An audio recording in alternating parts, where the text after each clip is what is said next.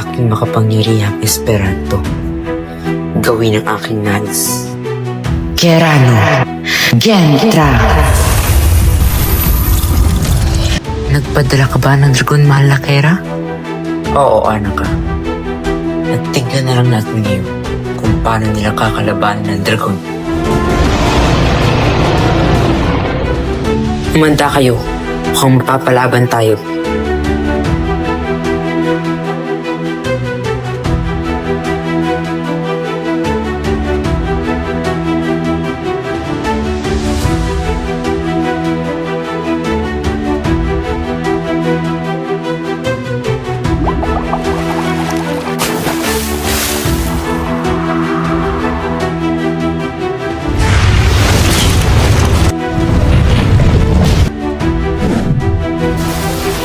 Saan kaya nanggaling ang pasnayang dragon na yun? Sino pa ba? Hindi si Mitena. Ang mahalaga ay natalo na natin siya.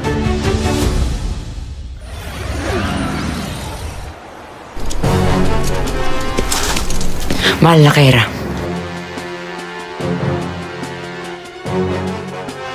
Kawal, anong nangyari sa iyong pagmumanman? Ano ang iyong natuklasan? Mahal na Kera. Ang dragon na yung pinadala ay natalo ng mga sangre. Maging ako'y nagulat rin.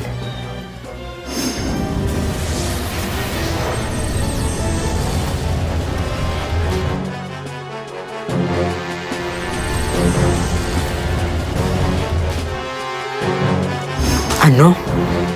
Paano nangyari natalo ang iyong dragon, mahal na Kera? Ngayong napakalakas nito.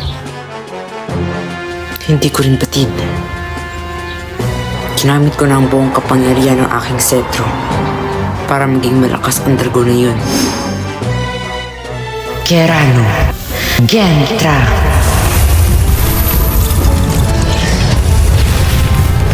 Ngunit paano nangyaring ganun-ganun lamang itong natalo?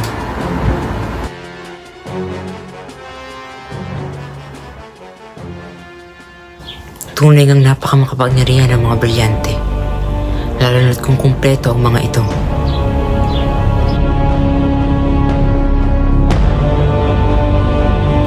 Natalo nila ang dragon. Ibig sabihin ba nito ay mahina ka at ang iyong kapangyarihan? Lapastangan!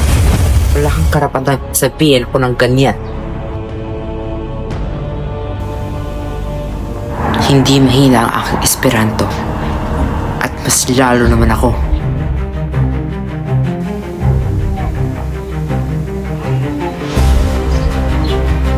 Gusto mo bang subukan ang lawak ng aking kapangyarihan?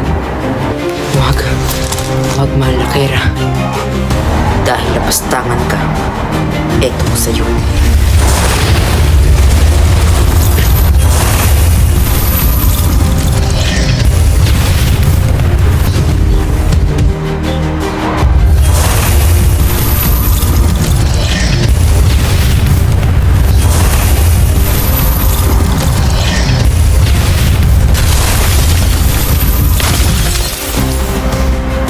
Yan ang nararapat sa mga napastangan.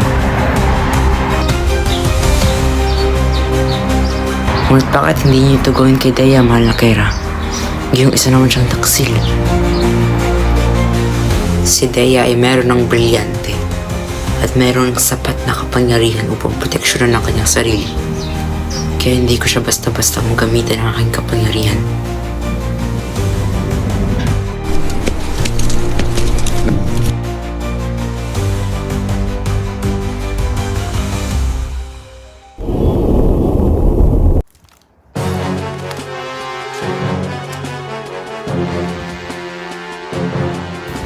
Makinig kayong lahat. Simula sa araw na ito, lahat ng mga prutas at paneya na inyong aanihin ay dadalhin ninyo sa aking kaharian. Ang sino mang tumutol, lagot kayo sa akin.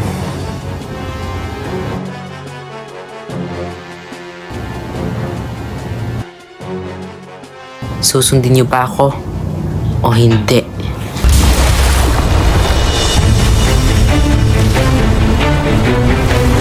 Sumagot kayo! Lakasan nyo!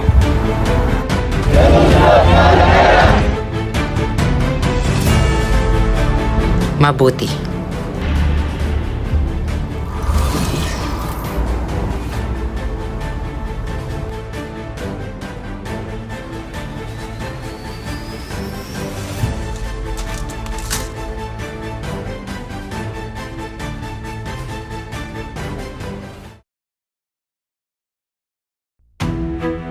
Kailangan na nating mas mag-ingat sa susunod.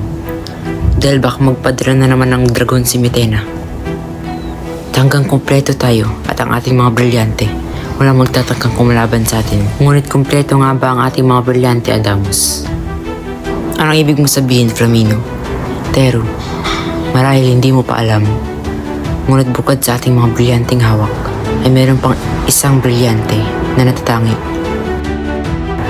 Ang brilyante ng diwa. May kalimang brilyante pa pala.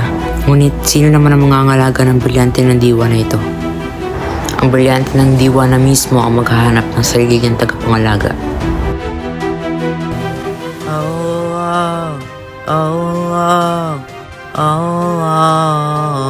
Di mo papatalo.